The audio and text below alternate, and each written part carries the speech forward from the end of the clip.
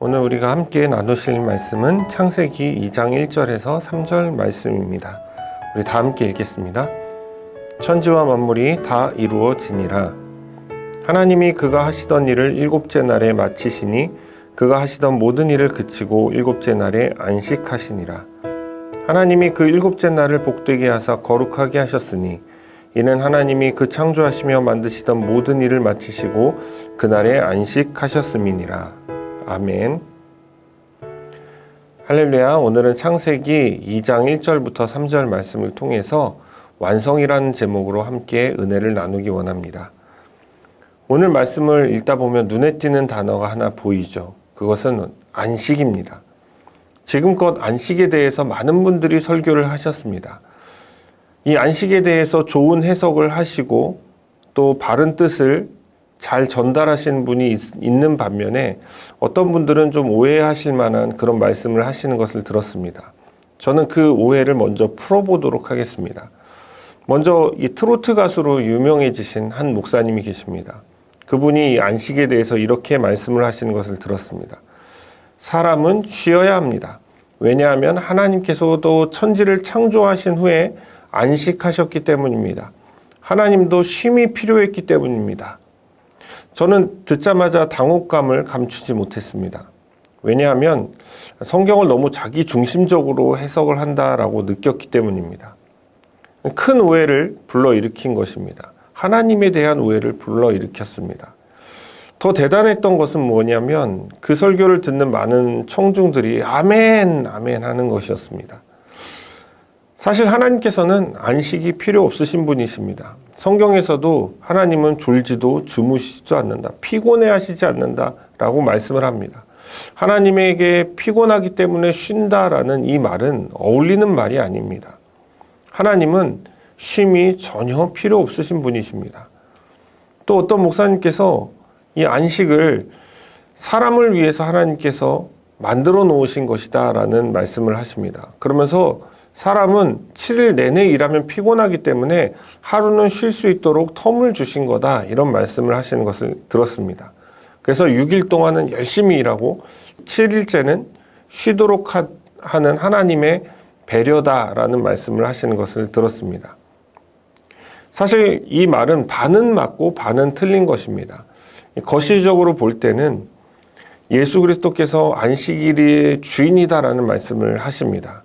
이 말씀 속에서 성도의 진정한 안식과 평안, 참된 안식과 평안은 예수 그리스도를 통해서 얻게 되어진다는 것을 알 수 있게 됩니다. 그래서 예수 그리스도를 믿는 사람을 위해서 안식일이 있구나라는 것을 이해할 수 있게 됩니다.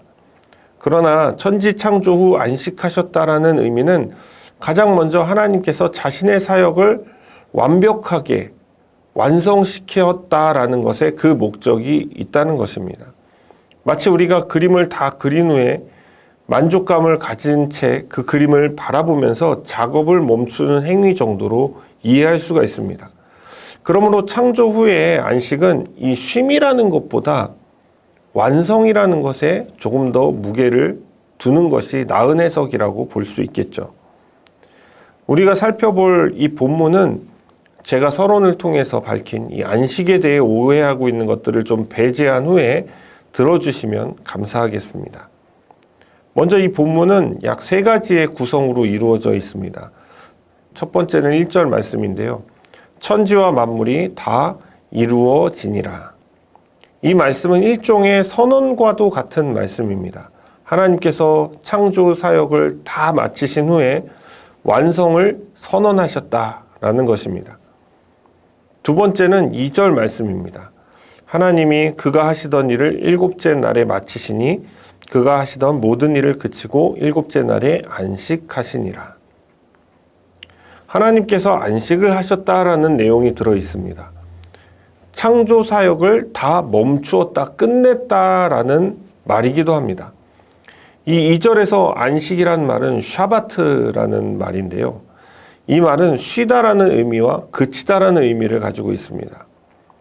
이 본문은 안식은 하나님께서 창조하신 이 완벽한 상태, 그 상태로 완성을 하셨고 더 이상 손볼 필요가 없다. 그래서 창조 사역을 끝내셨다, 마무리를 지으셨다라는 표현인 것입니다. 그러니까 쉼이라는 표현보다는 그쳤다, 마쳤다라는 의미가 좀 더 강하다고 볼 수가 있습니다. 사람들은 사실 실수를 하기 때문에 일을 마친 후에도 계속해서 돌아보아야 합니다. 저도 설교를 준비하면서 계속 다듬고 또 다듬습니다. 그래도 녹화를 하고 제 설교를 편집하다 보면 너무 실수가 많은 것을 보게 되어집니다. 그러나 하나님께서는 완벽하시기 때문에 멈출 수가 있는 것이죠. 매짐을 할 수가 있는 것입니다.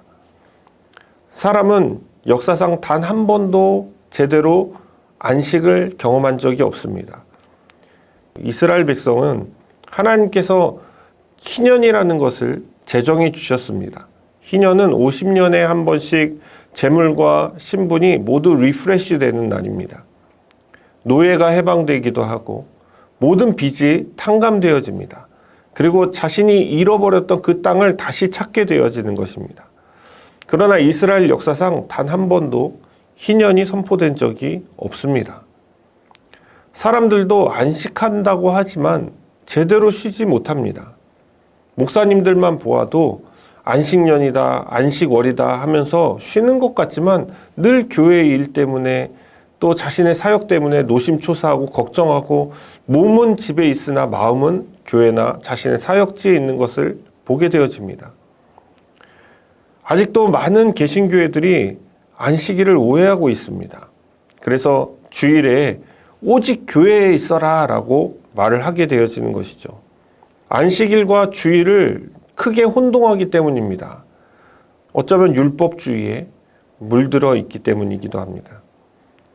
심지어 저는 과거에 이 주일은 거룩한 날이기 때문에 하나님만을 위해서 그날을 보내야 하는데 영화를 본다거나 TV를 보는 것은 거룩하지 못한 것이고 세상적인 것이기 때문에 하지 말라라고 가르치시는 목사님들 때문에 정죄의식을 많이 가졌습니다. 그러나 여러분, 안식일은 뭘 하지 않고 거룩한 행동을 해야 되고 주일날은 그렇게 살아야 된다. 매점매석도 하면 안 되고 이런 의미가 아닌 것입니다. 오늘 본문과 같이 하나님께서 이 세상을 창조를 완벽하게 완성하셨기 때문에 그 완성된 피조물을 보시고 자신의 사역을 멈추시고 어쩌면 감상하는 날이다라고 볼 수가 있는 것입니다. 무엇보다 개신교가 지키는 이 주일은 이 율법의 안식일과 혼동되어서는 안 됩니다. 과도하게 이 안식을 주일에 갖다 붙이면 많은 오해가 생기기도 합니다. 굳이 안식과 주일을 같이 버무려야 한다면 예수 그리스도께서 죄의 노예로 살았던 우리에게 이제 우리를 죄로부터 해방시켜 주시고 영적으로 참된 안식과 평화를 주셨기에 우리는 그분께 주일에 예배하는 것이 합당하다 정도로 이해하면 될 것 같습니다. 이 본문의 세 번째 구조는 그 날에 복을 주셨다는 것입니다. 3절을 보게 되어지면 하나님이 그 일곱째 날을 복되게 하사 거룩하게 하셨으니 이는 하나님이 그 창조하시며 만드시던 모든 일을 마치시고 그 날에 안식하셨음이니라. 제가 앞에 설명한 바와 같이 많은 사람들이 안식일을 거룩히 지키라는 이 율법적인 시선으로 해석하기 때문에 안식일에 대한 오해가 생기는 것입니다. 바리새인들도 이러한 오해 덕분에 이 장로들의 유전에 심취해 있었고 결국 예수님의 제자들이 이 밀밭에서 밀을 비벼서 밀알을 먹는 행위에 집중하면서 그들을 정죄하기에 이르렀던 것입니다. 먼저 오늘 본문과 같이 하나님께서 안식에 복을 주시고 안식일을 거룩하게 하셨다는 것이 아니라는 것입니다. 한번 3절을 다시 살펴볼까요? 3절에서는 그 일곱째 날을 복되게 하셨고 거룩하게 하셨다라고 기록되어 있습니다. 그리고 그날에 안식하셨다라고 말씀을 하셨습니다. 그러니까 안식일을 거룩하게 하고 복되게 하신 것이 아니라 일곱째 날을 복되게 하셨고 거룩하게 하신 것입니다. 그리고 그 일곱째 날에 복을 주시고 거룩하게 하신 후에 안식하셨다라는 것입니다. 이 순서가 굉장히 중요한 것이죠. 왜 하나님께서 일곱째 날을 복되게 하시고 거룩하게 하셨을까요? 이 일곱째 날에 복을 주셨다, 거룩하게 하셨다라는 것은 이 7일 중 하루를 특별히 구별해서 거룩하게 하고 복되게 하셨다라는 의미보다 우리가 받아들일 때에는 이 7일은 1일부터 6일 그리고 7일 모든 날을 대표하는 것입니다. 그래서 7일은 모든 날을 거룩하게 하시고 모든 날을 복을 주셨다라는 것으로 받아들여져야 되는 것입니다. 그러므로 안식일을 거룩하게 지키라, 또 주일을 거룩하게 지키라 라는 의미는 나머지 6일은 네 마음대로 살아라, 너를 위해서만 살아라, 그리고 딱 하루만 하나님을 위해서 살고 하나님을 위해서 거룩하게 구별해서 지키라 라는 그런 의미로 오인될 수가 있습니다. 사실 예수 그리스도를 믿는 사람들, 신자는 매일 하루하루를 거룩하게 살아야 되는 것입니다. 매일 하루하루를 하나님께서 주신 신령한 복을 사모하며 살아가야 되는 것이 맞는 것입니다. 6일은 내 마음대로 지내다가 하루만, 그날만 집중해서 거룩하고 복된 척 하는 것은 진정한 그리스도인이 아닌 것입니다. 하나님께서는 매일의 삶 속에서 우리를 들여다보고 계시는 것입니다. 우리와 동행하기를 원하시는 것입니다. 이것이 안식일이 아닌 일곱째 날에 복을 주신 의미인 것입니다. 만약 창조 후에 일곱째 날을 안식일로 제정하시고 그 안식일이 거룩하고 복되다, 그렇게 말씀하셨다면 7일 중 하루가 특별한 날이 되어야 하는 것은 분명한 것이죠. 그러나 하나님은 일곱째 날을 복을 주셨습니다. 그것은 일곱째 날이 모든 날을 대표하기 때문인 것입니다. 오늘 이 본문의 세 가지 구조를 한 문장으로 제가 정리를 해보았습니다. 그것은 하나님께서 창조 사역을 완벽히 마치시고 일곱째 날에 그치셨습니다 라는 한 문장의 표현을 해보았습니다. 근데 이 한 문장의 하나의 단어로 제가 정리를 해보았습니다. 그 단어는 바로 오늘 설교 제목인 것처럼 완성입니다. 어떻게 보면 이 본문을 보면서 안식이라는 광범위한 주제를 벗어나서 완성이라는 것에 초점을 맞춘 것을 의아해 하실 수 있습니다. 설교를 들으시는 분들 가운데 혹시나 어떤 분들은 이 안식에 대한 것을 좀 더 정리하고 그것에 대한 이해를 바라는 분이 계실지 모르겠지만 사실 2장 1절에서 3절은 이 안식일의 기원이기는 하지만 안식보다 완성이라는 것에 더 큰 무게를 두고 있습니다. 그래서 사실 이 주제를 완성이라는 것으로 보는 것은 전혀 어색한 것이 아닙니다. 왜냐하면 제가 설명을 해드리겠습니다. 이 영화를 촬영하는 듯한 그런 표현 방법으로 여러분에게 설명을 해드릴 테니까 여러분들이 한번 잘 들어보시기 바랍니다. 앞에서 설명한 이 안식에 대한 해석들은 잠시 잊으셔도 됩니다. 자, 1장은 어떤 장면이냐면 파노라마 혹은 와이드 앵글입니다. 그리고 먼 거리에서 숲을 보는 듯한 그런 앵글에서 시작을 합니다. 창조의 그림이 확확 지나갑니다. 첫째 날부터 여섯째 날까지 막 지나가면서 생성이 되죠. 빛이 있고 땅이 생기고 물이 갈라지고 지구, 별, 나무, 동식물들이 막 생겨나면서 사람까지 막 완성이 되죠. 그것이 먼 발치에서 바라보게 되어지는 장면이 바로 1장의 장면이라고 볼 수 있습니다. 마치 아이맥스 영화를 보는 것 같은 그런 느낌입니다. 그러다가 갑자기 이 카메라가 앵글이 저 먼 발치에 있는 인간에게 가까이 갑니다. 그것이 바로 2장의 내용인데요. 인간의 탄생 과정과 인간이 그 에덴 동산에서 어떻게 살았는지를 디테일하게 그려줍니다. 그리고 이제 풍경에서 인물로 더 가까이 전환이 되어집니다. 1장에서는 태초에 천지를 창조하신 나레이션과 함께 그림이 휙휙 지나갔다면 2장에서는 이제 인물들의 대사가 나오기 시작합니다. 하나님의 대사가 있습니다. 그리고 아담의 대사가 있습니다. 그리고 장면이 바뀌어서 갑자기 음산한 음악과 함께 뱀이 등장합니다. 이것이 3장의 내용입니다. 뱀에게 포커스가 맞춰지고 뱀은 탐욕스럽게 여자를 꼬십니다. 간교한 말재간으로 여자를 넘어뜨립니다. 그리고 하나님의 명령을 어기게 만들어 버리는 것입니다. 그리고 여자는 결국 선악과를 따먹습니다. 그리고 여자는 거기서 끝나지 않고 아담에게 그 선악과를 건네줍니다. 그리고 아담이 한입 베어무는 장면이 클로즈업 됩니다. 아담과 여자의 그 동공이 확장되는 것이 카메라에 담기죠. 그리고 자신들의 벌거벗은 몸을 보게 되어집니다. 그동안 느끼지 못했던 감정이 밀려옵니다.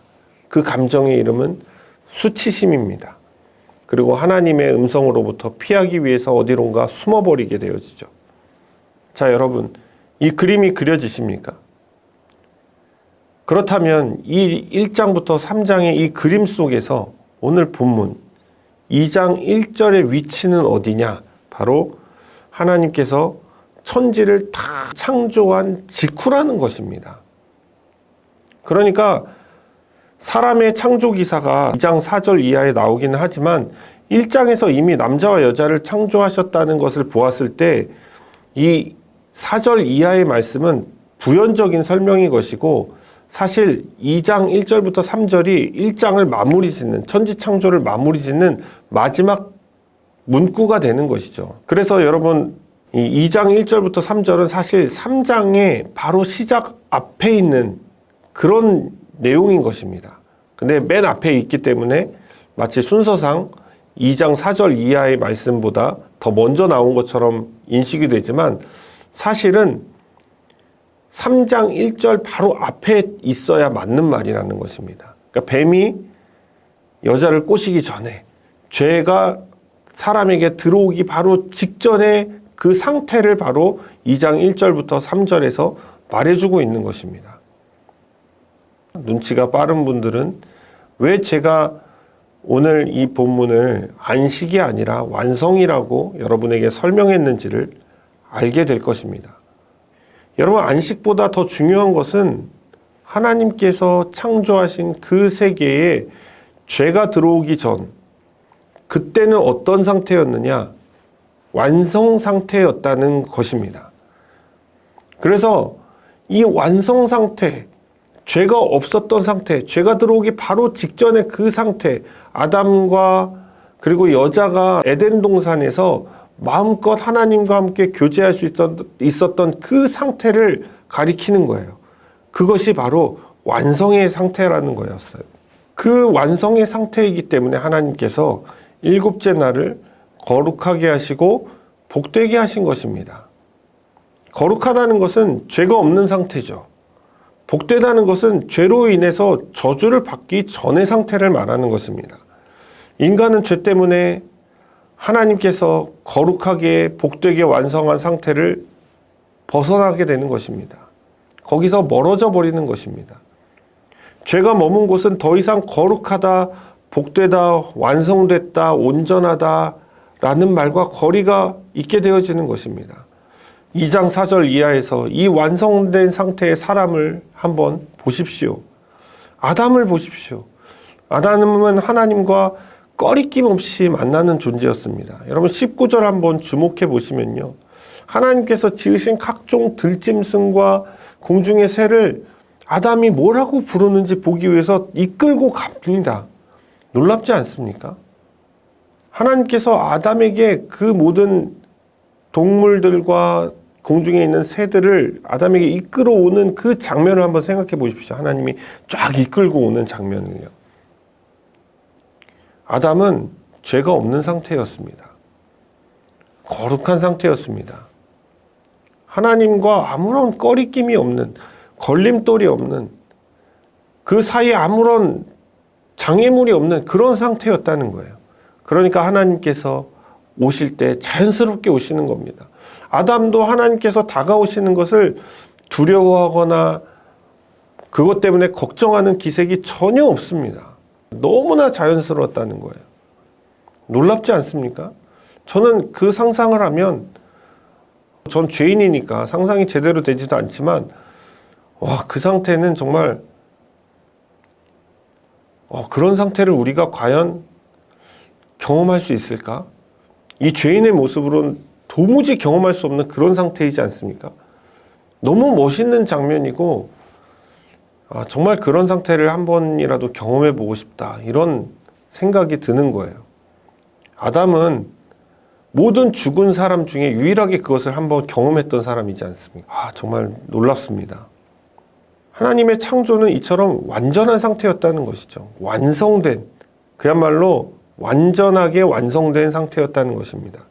여기서 말하는 완성은 인간이 말하는 그 완성, 나중에 AS도 해야 되고 언젠가 고장나는 그 하자의 가능성을 가지고 있는 완성의 상태가 아니라 무결한 완성을 말합니다.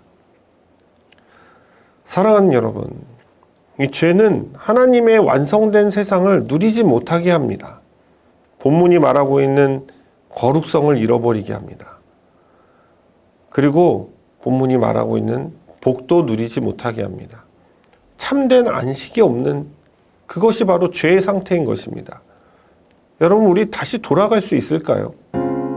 그 완성된 그 세상으로 단 한 번이라도 돌아갈 수 있을까요? 제가 상상했던 것처럼 한 번이라도 경험해 볼 수 있을까요? 답은 불가능하다입니다. 죄가 있는 사람은 아무도 갈 수가 없습니다. 하나님은 죄를 미워하시기 때문입니다. 죄가 있는 사람은 누구든지 거룩하신 하나님을 만나면 정령 죽게 되어진다라고 말씀하고 있습니다. 죄인에게 하나님은 두려움의 대상인 것입니다. 죄인에게 사랑의 하나님은 존재하지 않습니다. 하나님은 죄를 저주하시고 죄를 벌하시며 죄와 싸우는 것을 전혀 주저하지 않으시는 분이십니다. 여러분, 성경은 이렇게 말하죠. 우리가 죄인이었을 때 하나님과 원수였다. 우리의 신분은 죄의 상태에 있을 때 하나님과 원수의 상태였다라는 것을 말씀하고 있는 것입니다. 아담과 하나님이 그렇게 자연스러운 만남을 할 수 있는 그 상태로 돌아갈 수가 없다는 것입니다. 하나님께서 완성해 놓으신 그 상태로 돌아갈 수가 없다는 것입니다. 죄가 있는 자는 그 누구도 그 상태를 앞으로도 과거에도 영원히 경험할 수가 없는 것입니다. 그러나 사랑하는 여러분, 하나님께서 독생자 예수 그리스도를 이 땅에 보내주셨습니다. 그리고 영원한 대속물로 십자가에서 피 흘리게 하셨습니다. 그래서 우리는 직접 하나님께 갈 수 없습니다. 지금까지는 갈 방법이 없었습니다. 그러나 예수 그리스도를 통해서 우리는 갈 수가 있게 되어지는 것입니다. 길이 열리는 거예요. 소망이 열리는 것입니다. 비록 아담과 같은 경험을 하지 못할지언정 우리가 하나님께 나아갈 수 있다는, 하나님을 예수 그리스도 통해서 만날 수 있다는 그 희망을, 그 소망을 가지고 살아갈 수가 있게 되는 것입니다. 그렇다면 예수님은 어떤 분이십니까? 예수님은 복 그 자체이신 것입니다. 예수님은 거룩한 분이십니다. 예수님은 생명의 근원이 되십니다. 예수님은 안식일의 주인이십니다. 예수 그리스도는 창조주이시며 결국 우리를 하나님께 인도하시는 중보자이신 것입니다. 그러므로 저와 여러분은 예수님을 붙들어야 되는 것입니다. 예수 그리스도를 믿어야 하는 것입니다. 하나님께서 완성하신 이 세상은 결국엔 죄 때문에 사그라들 것입니다. 예수 그리스도께서 자신의 백성들을 위해서 다시 오실 때에는 죄를 심판하시고 사단을 영원한 형벌에 처하신 후에 새 하늘과 새 땅에서 자신의 성도들에게 이 완성된 새날을 허락하실 것입니다. 그때 비로소 우리는 아담과 같이 하나님께 나아갈 수가 있게 되는 것입니다. 하나님께서 우리에게 아담에게 오셨던 것처럼 아무 꺼리낌 없이 우리를 맞아주시고 우리에게 다가오실 수가 있게 되는 것입니다. 그 날이 회복되어진다는 것입니다. 사랑하는 여러분, 믿으십니까? 예수 그리스도를 통해서 여러분 새하늘과 새 땅을 바라보시면서 하나님께서 완성했던 그 날을 우리에게 다시금 완성시키실 것을 기대하시고 믿으시며 나아가시는 저와 여러분이 되기를 주님의 이름으로 축원을 드립니다.